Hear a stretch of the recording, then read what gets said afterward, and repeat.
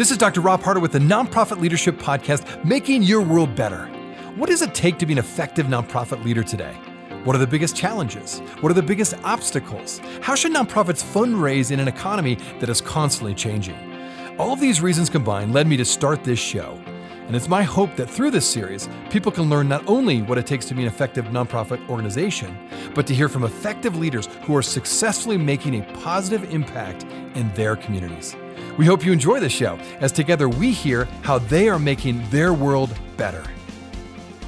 Well, welcome everybody to the show. My name is Rob Harter. I'm the host of the Nonprofit Leadership Podcast. Thanks for tuning in. So glad you're here. And I'm really excited to continue this series focused on all things fundraising. Now, here we are. Quarter 3 is wrapping up soon, and the fourth quarter of the calendar year is just around the corner. Now, many of you are primed and ready to go for year-end giving, and others of you are still getting nervous and not quite there yet.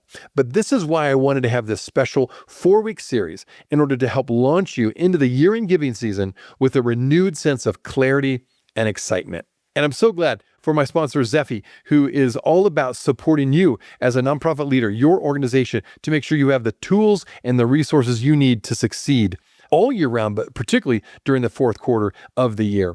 Now, on to today's guest. The guest today is really a remarkable leader. She is a social impact veteran and has seen tremendous growth in the organization that she leads. She has seen the nonprofit organization that she is now the CEO of grow from $800,000 as an annual budget to $180 million. Let that sink into you. $800,000 to $180 million each year. I mean, that is remarkable growth. Well, my guest is Julie Castle. She is the CEO of Best Friends Animal Society. And as I mentioned, I've had a lot of guests on this show over the years during my podcasting. And many of you, of course, have been listening for a long time. And you know the wonderful, amazing guests we've had on the show. I think what makes Julie stand out is the depth of knowledge and insight she has had from hands-on experience leading in this social impact sector. Like the way she talks about how she makes decisions and how she's built her culture and how she does marketing and how she picks up the phone and calls and thanks donors no matter what amount they give, how she writes handwritten letters still to this day, as big as they are with 1,000 members on their staff now. She's still writing handwritten notes. She just does so many things well. I think we're going to be really impressed with what she has to say today. In fact, I think this is one of those episodes you'll probably find yourself hitting the pause button to write down what she said or re-listening to this episode again and again because there's so many insights that she shares from how she has been so successful in her organization as a team, because she quickly, by the way, applauds her whole team, not just her, but her whole team. There's just so much to what she's talking about, how they've grown it from, again, as I mentioned, they have a very strong brand. They're very clear on their mission. And even with all this growth, they're more committed than ever and laser focused on their mission. I mean, really, when you hear about this story, they grew from just a small rural nonprofit in southern Utah to now an international nonprofit that's leading the conversation around animal welfare. So I think you're going to really enjoy this conversation with Julie Castle. Thanks for being here. Now on to the show.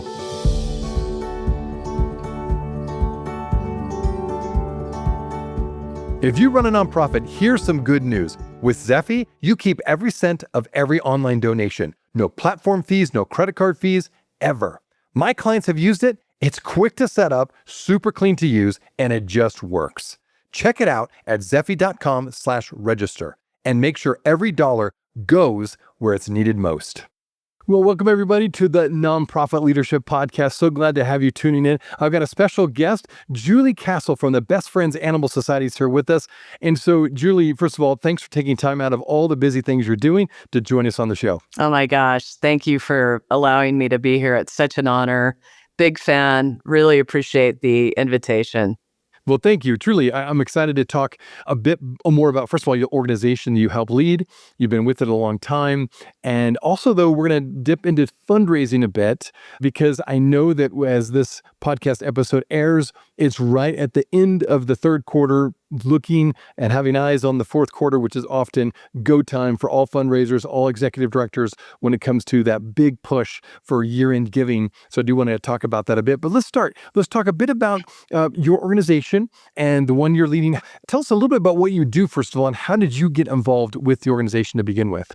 It's kind of a crazy story. I'll start with how I got involved. And I'd finished college. I went to Southern Utah University, gotten accepted into the University of Virginia Law School. And my friends and I knew that that summer was kind of our last summer to be totally irresponsible and, goof around. So we decided to Right. hop into my 1979 Dodge Colt, which every Good panel was a throwback. different color because I'd been in so many accidents. And Okay. even for then, the car was kind of a piece of crap. But we ended up driving all the way down to Puerto Vallarta, and we spent a lot of Impressive it time down lasted. there. Yeah. Yeah, You made it. we made it all the way down, and we woke up one morning and realized we had just enough money for gas and a candy bar each to get back Wow. to Salt Lake City, which was, I don't know, it's like 2,000 miles or something. So we piled in the car and we drove straight through. And a friend of ours kept asking us to stop at this animal sanctuary in southern Utah because she'd been sponsoring a dog there. And none of Oh, us wow. wanted to. We were tired and hungry and, Yeah. annoyed with each other. And we pull into Best Friends Animal Sanctuary at the time. And it was this magnificent Red Rock Canyon that in any other state could be a national park.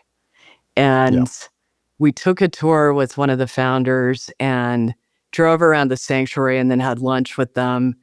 And I remember them talking about the no-kill philosophy.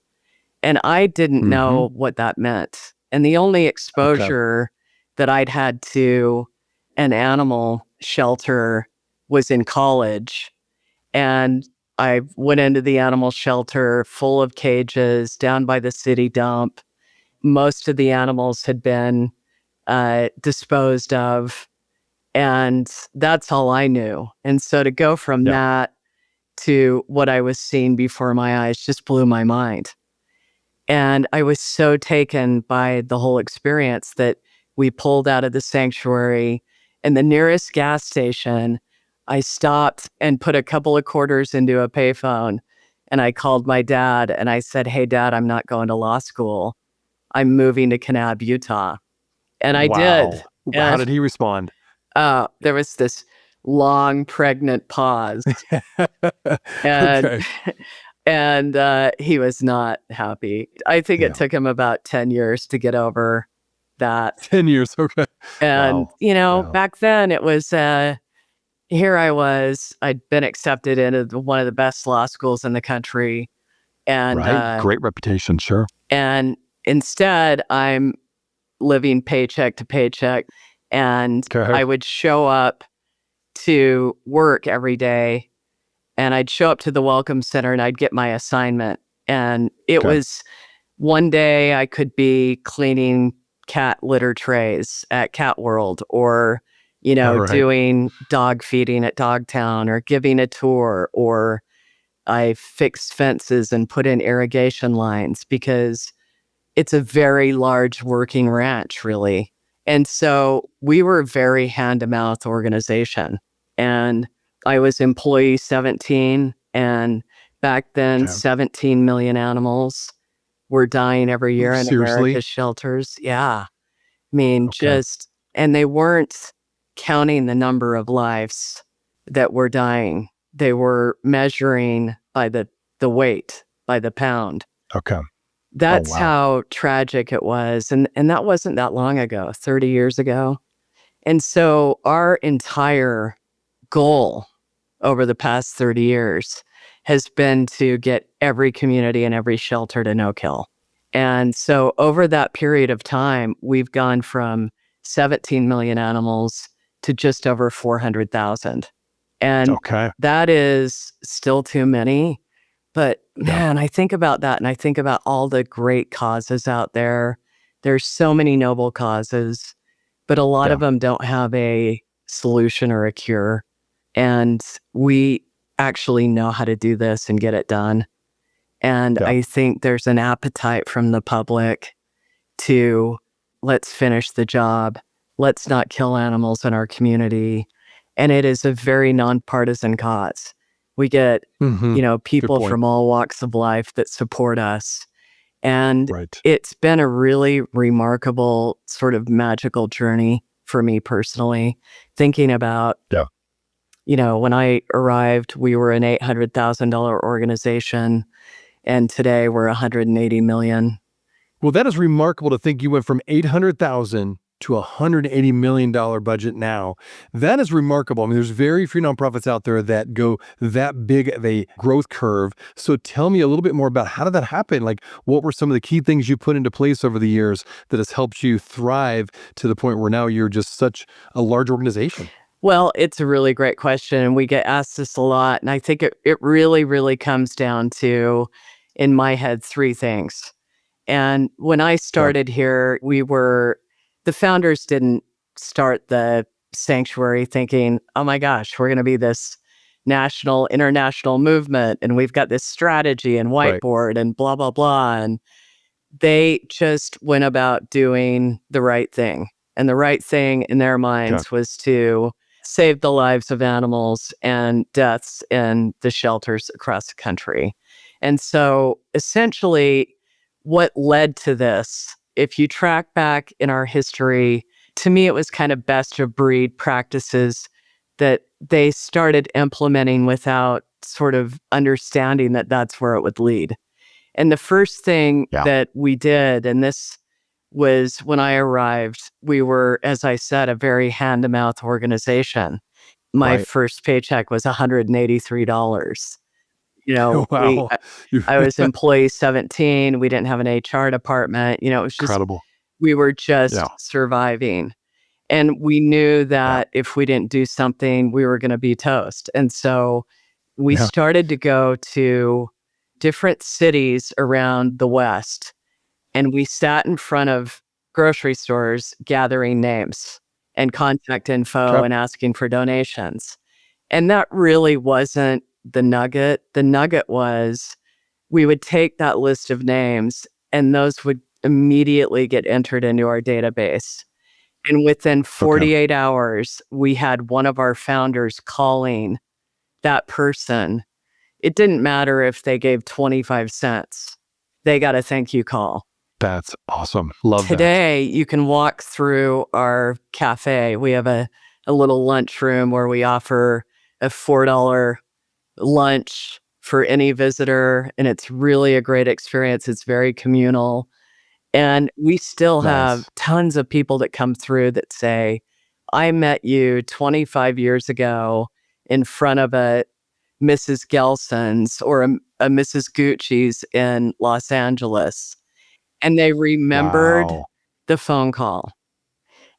They Okay. remembered that it was from somebody who had an English accent because some of our founders are from England. But that was Okay. such a powerful touch point. And so, Mhm. rule number one in my book is you can't invest enough in that high touch contact. It's Yeah. so important. Well said. And, it Yep. leaves an impression on people unlike anything that you can do, especially in today's Yeah. day and age where there's so much loneliness is an epidemic. That's right. I love that, Julie. Thanks for sharing that because we've had a lot of conversations about AI and the impact the AI is having on nonprofits, right? And just set aside that whole discussion. But one of the key points is as our world becomes more high tech, we as nonprofits need to become more high touch. And so that phone call, you're way ahead of the curve. I mean, you already were implementing, to me, one of the most important aspects of any nonprofit is that high touch. I'm going to call you if I'm a founder, if I'm whoever, and it doesn't matter what size of gift you're going to get that call. And I love that. I think that is so well done. And obviously people responded and it was really a part of your DNA. It sounds like it wasn't just a marketing gimmick or a fundraising technique. It was literally just how you do business. And so anyway, I love that, and obviously you're still doing that today. Yeah, we still have a group of founders who are calling donors, first time donors who give $25 are getting that phone call.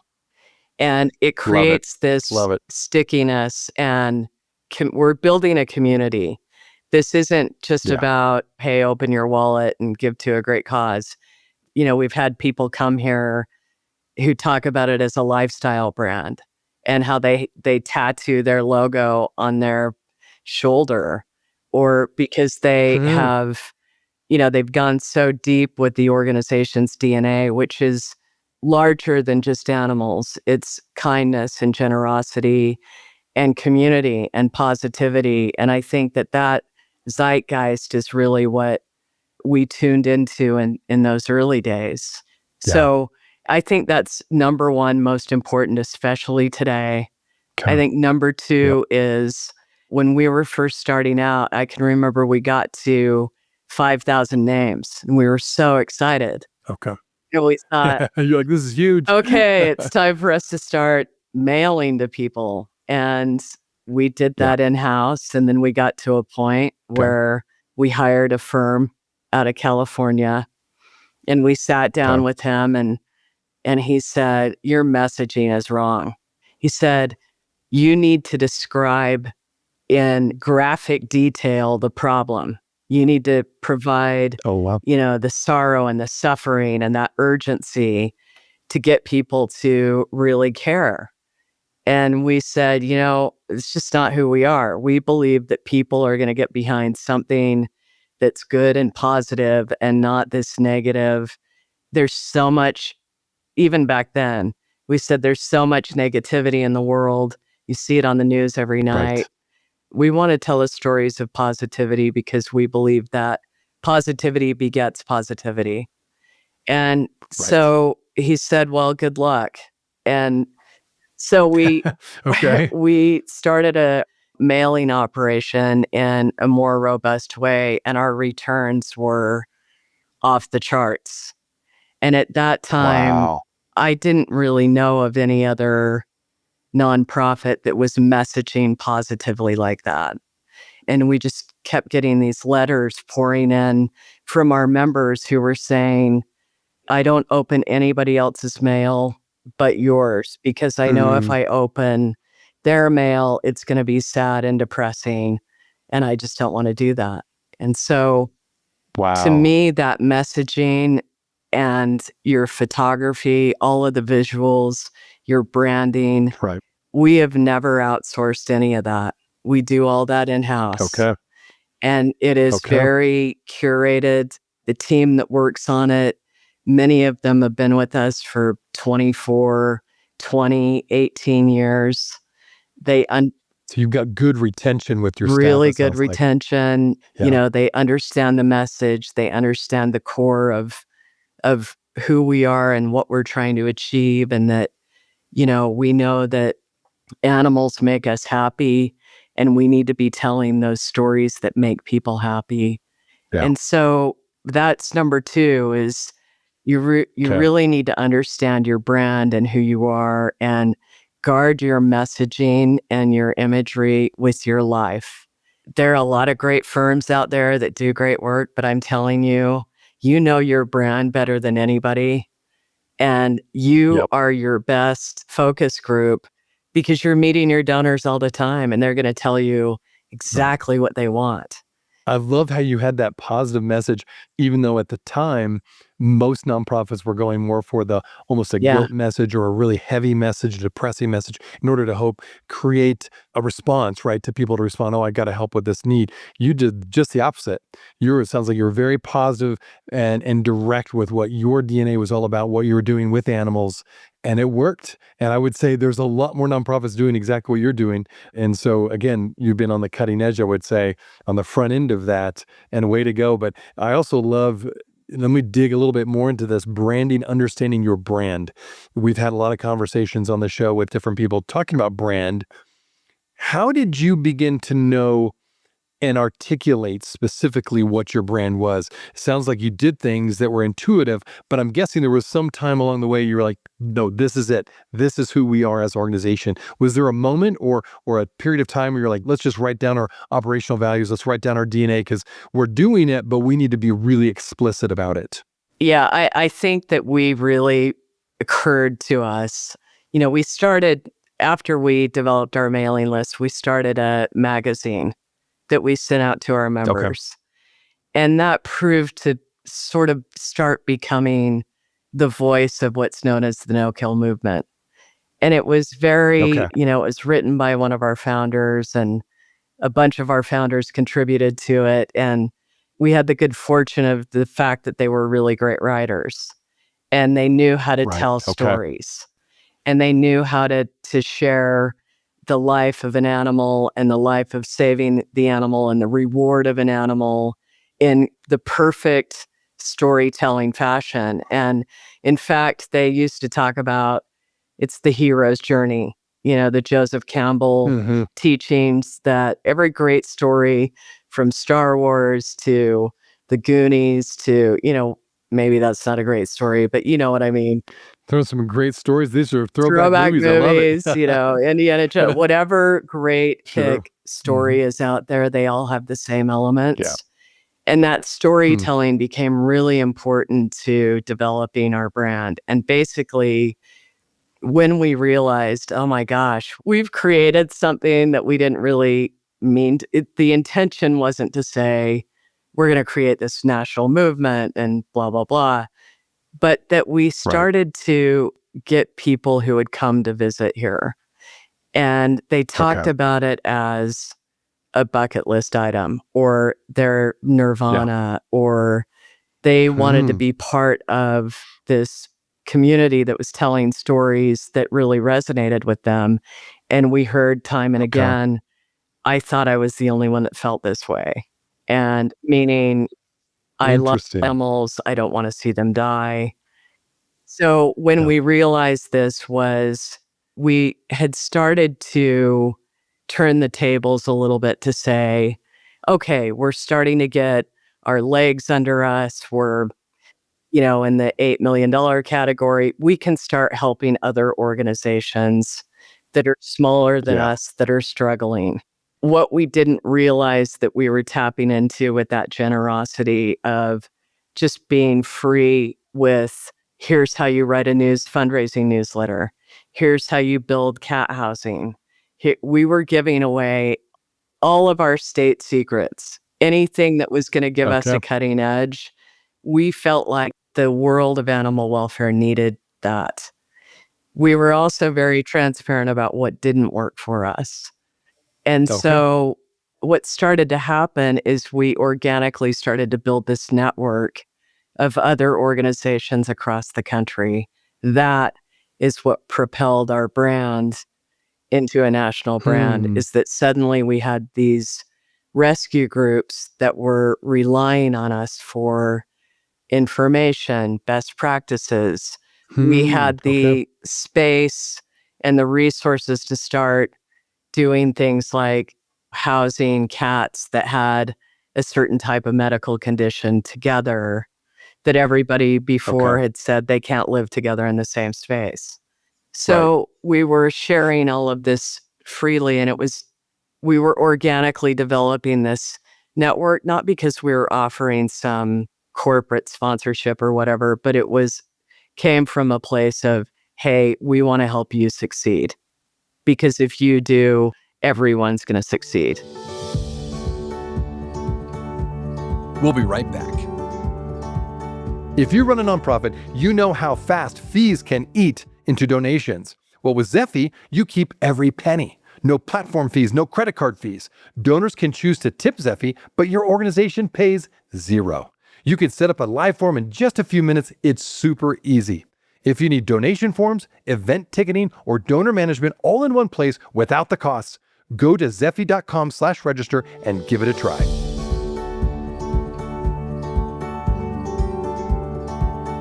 I think that's so fascinating because in many ways that's opposite of what a lot of nonprofits and businesses for that matter do. And what I'm hearing is that you essentially said the bigger cost, animal welfare is such a big mission, bigger than just your organization. We're going to share all of this to impact all these other great people doing good work around the country, may as on internationally. And through that, you actually furthered your brand and actually became bigger and more of a thought leader, if you will, in that space. That's what it sounds like. Yeah, I mean, I think it was an unintended consequence of just wanting everyone to succeed on behalf of a cause that was bigger than all of us, or a Right. mission that was bigger than all of us. And it wasn't, again, we didn't expect that suddenly we would be placed in this position of a thought leader, but that's exactly what happened. And Yeah. that one thing led to another, and we ended up hosting our first national conference in 2000, and we had about 300 or 400 people show up from all over the Okay. country, and we had people that would follow us from conference to conference. Like it really Oh, wow. became, it was very impactful to see what high touch contact with people who give to you Uh-huh. does, to really see what being generous with people who are in the same field as you and Right. sort of competitive. Mm-hmm. And the other thing is really thinking about protecting your brand, developing that story yourself, and really realizing that you know your brand better than any consultant. And if you have the means and the talent internally to harness that, to me, I think it's worth the investment because it's not just another rote activity that you outsource. And Right. it just, I can't stress that enough. I mean, I think that it's such a no-brainer for us. Well, let's dig into that a little bit too. It sounds like, from what you've shared, you were fortunate enough to have some really high quality people that were skilled at various things. Like you mentioned, people were good at telling stories, but they were, of course, highly committed to your mission. Like they're still there today. Like that's a great combination, but somewhat rare to have both people fully 100% committed to the mission and really good at various things you need to build a nonprofit. Did you ever get to the point where you felt like you needed to start hiring people outside that really brought a specific skill set that you were missing? And if so, how did that work to match the DNA you already had within the community? That is the $1 million question. And Yeah. I think that is that you could write an entire book on that. You may have already. If you can crack that code, that is where, in terms of fueling your mission and powering it forward, that is where your success is going to come from. Because I'm really into culture, very, very into Uh-huh. culture. I think the employees that you have are absolutely the only thing that is going to propel your mission forward and to Hmm. bring you to that point where you're going to be 10xing things. When other organizations are growing at 4%, you're growing at 27%, which is where Hmm. we're at right now. And Okay. it is because that investment in your people and that investment in the DNA of your organization and making sure that those two things match when you Yeah. hire is unbelievably important. And Yeah. it doesn't always work. And Right. Okay. we've had some epic fails when it comes to that. Okay. But at the end of the day, I think we have we're very intentional about how we interview people. A lot of people are part of the interview process. We Okay. bring most people to the sanctuary when we hire them. And we have had to, like I said, I was employee 17 and we have over 1,000 people now. So we've had to really be, um, It's a large staff. it's a large staff. And I think those key positions are really important. They can make or break who you are. Yeah. So would this be accurate that when you hire people, would you hire chemistry over competency? A million And times over. okay. And tell me more, yeah, about that where say you get someone who has the right chemistry, but maybe not as competent as you need. Do you then invest in them so they get their own training because you know they're going to match well with the team and they're going to thrive? Do you just need to provide ongoing training for them? Like, tell me more. How does that work practically? In our naivete as an organization, and Uh-huh. we were very naive and are naive in many Yeah. ways still, where in terms of, you start out, nobody's really been schooled in the practice of nonprofit management, you grow, Right. and we made a lot of mistakes along the way. And I think our Yeah. one of our biggest mistakes was thinking, okay, we've hit this certain point. We only have certain capabilities internally. We need to start looking for people who can really take us to the next level, which is the Yeah. right idea. But the way that we went about it was totally wrong. And it was, oh, yeah, look at this resume. This person worked for, the Disney Corporation, and Okay. this CFO did this and worked for this high powered company. Somebody came from Ernst and Young. And we bombed out on a lot of people initially. We hired them in, the cultural fit didn't work. They were used to a certain way of doing things. We were still developing. I think there were a lot of signals to us that I think if we hadn't have been as naive, we would have been a little more astute towards. So we figured out really quickly that the number one thing to hire for is chemistry. And Okay. that most of the time, if you do that, they're going to be a really terrific fit. And internally, look for those doers, look for those people who may be in one role, but have the skills and aptitude to learn a different role and can grow Okay. into that with a little bit of training and coaching. Because, I always say you can teach management all day long. You can't always teach leadership. Okay. And so, That's powerful. You said a lot of powerful things. yeah, Wow. I mean, I feel like there's a lot of examples of people that we have internally who are doing vastly different things.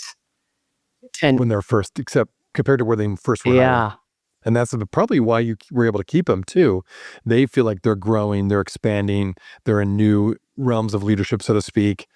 And you're getting someone who's fully committed, connected to the team, the chemistry's right, they fit the culture. So there's no, break in culture. That's fascinating. Okay, so as I mentioned, we want to talk a bit about fundraising. You've been very successful, obviously. And again, as I mentioned at the outset, this is a time of the year where starting in October, this is the fourth quarter, a lot of people really start ramping up their year-end giving. Talking about, you already mentioned the high touch thing. I think that's so powerful. And you can't say that enough. That's so important. What were also some of the things along the way that as you look back now, were like these were key moments in your fundraising strategy? Actually, when I think about it, you mentioned another thing, telling stories, telling really good stories. And I think sounds like you've done a really good job of that. Let's talk a bit about that magazine you mentioned, because that was an interesting thing. How did you convince your CFO that it was worth the cost? Tell me a little bit more about that. Like, how did you utilize that magazine as a kind of fundraising source, if you will? the magazine is priceless. Okay. We started the magazine, I think, in 1991 or 92. And Okay. it continued to grow. At first, we did it in-house as sort of a little newsletter thing. And then we decided to make it a full-blown magazine. And it actually ended up winning a Pulitzer Prize. No way. Oh my goodness. Wow. That's impressive. In the early days of the magazine, we had animals telling the story. And Okay. so one of our personality animals was named Tomato the cat. Hmm. And Tomato won the Pulitzer Prize. So, Oh, that's great. I love it. and so, it became just a huge fan favorite. It was part of building that brand, and it was part of building that connection with our members, and it became part of our DNA. And I think it's an incredible stewardship piece. And Yeah. at this point, whenever I travel, I'll give you a really good example. I was donor visits in Florida about 6 months ago, and Okay. we were having a dinner. There were probably 14 people sitting around a table. This couple showed up, and we had another woman with us who didn't know much about the organization. And Okay. I had forgotten to bring a magazine, and the couple that was next to me said, "Oh, I keep a bunch of them in my car. Oh, no Wherever I way. go, I wanna share it Oh, with wow. people that I know, and I leave it at my Wow. dentist's office, and I leave it at my veterinarian's office, and I leave it at my doctor's office." And this is a story, again, we hear time and time again because it is well produced, and we Yeah. invest in the production of making it a quality publication that people look forward to reading. Okay. It doesn't matter how much it costs. I mean, It's an investment, that right? is. That's what I hear you saying. And every year I have this conversation with our CFO where he's like, "Well, our printing costs are really high." Exactly. And I say, "I know, and here's the evidence I have that this is a beloved resource." Yeah. Even though web is an incredible tool, again, it goes back to the old school high touch stuff. Yeah. And do you do the magazine once a year? No, we do it every 2 months. Okay, well, that is very impressive. Okay. There's so many more questions I want to ask about that, but that's good to know, and I'm glad for my listeners to hear that. There's a lot of organizations I believe that because of the cost, they've whittled it down to maybe one magazine or one newsletter, however you want to put it, that's a full print, full color, send out to everybody through mail kind of a situation where they do that once a year maybe because of the costs again. Do you also do digital in addition? Like, are those magazine publications, are they also there's a digital version of those? Or how do you kind of enter into that digital world and do the same kind of storytelling, same kind of branding, or do you not? Do you just do the old fashioned, just print only? Well, we've gotten really good at segmenting our donor and support base. And Okay. so the magazine we like to think of as more of an exclusive. This is an Okay. exclusive thing that you're going to get in the mail. And, Hmm. the web has totally different content that's geared Okay. more toward a different audience, but there is a Hmm. lot of crossover there. But we do Okay. understand our different markets and our different demographics that, look, people who are longtime members and donors, they want to see and touch and feel that magazine. And it is, as I say, it's an incredible stewardship piece. So it's one of the benefits of becoming a member. We do not do tchotchkes. We don't Yeah. do, Okay. you know, socks or handkerchiefs or necklaces or whatever is out there. And that we decided a long time ago. I think we've tested that. Tell me why. Sorry. Tell me why that you didn't do that route, because so many nonprofits do. So yeah, what was your reasoning? You know, I, we decided a long time ago that I think that people would appreciate something like a magazine more than a pair of socks that most people are going to toss in the garbage, or they're Okay. so Yep. cheaply made that they're going to last for a month. To our members, and we were just listening to member feedback because we get a lot of it, and we read everything and we respond to everything. And sometimes I write handwritten notes to Okay. members, and it doesn't matter what level they're at. And a lot of the feedback was, please do not send us any of your tchotchkes. We would rather that go to the animals. And we listen to them. So that was some of the feedback Yeah. directly. Yeah. And we just never adopted it. And so far, we'll never do it. As long Yeah. as I'm That's just CEO, not your we're never. DNA, sounds like. Yeah. Another thing you said, very powerful. You listen to members' feedback. You respond to all of it. Tell me about the time involved. That would take a lot of time. How do you divvy that up? Sounds like you're literally writing handwritten notes, which again, I think is so powerful. Well done on that. How do you divvy that up? And how do you, I'm guessing you're a large organization now. That's a lot of feedback that you're responding to. Give me a sense of how much that is. And again, who all does that for your organization? So about 15 years ago, we decided to institute a core group of volunteers who their only job for us is is correspondence. And it's phone calls, it's note cards, it's that high touch that is so important. And so sometimes it's that core volunteer group, sometimes it's our Hmm. somebody on our communications team, sometimes it's a founder. It depends on what the correspondence is, but Okay. and it doesn't matter if it's a letter or an email or a phone call, we respond to everything. Obviously, nobody's perfect and things fall through the Sure. cracks, and we may Hmm. miss something, but our tenet is we respond to everything. If I get a piece of mail and it doesn't matter what it is, it's responded to by me. And Okay. so if Fran from rural Ohio sends me a note, I'm responding back to her. Okay. Really impressive again. So my listeners, if you want to send Julie some comments or a note, you'll hear You back from will. her, which I think is really, I love your commitment to that. That really is. That's impressive. So one last question, perhaps. We could talk forever. This has been such a fascinating conversation, and you've given us lots of ideas and principles that obviously are working well. You've got a well-run organization. Is there any kind of last bit of advice for those who are listening? They're either executive directors, director of development. They're thinking about this, really trying to ramp up their fundraising this year. With all the federal cuts, there's a lot of people that are struggling right now. There's more pressure on foundations to give than ever.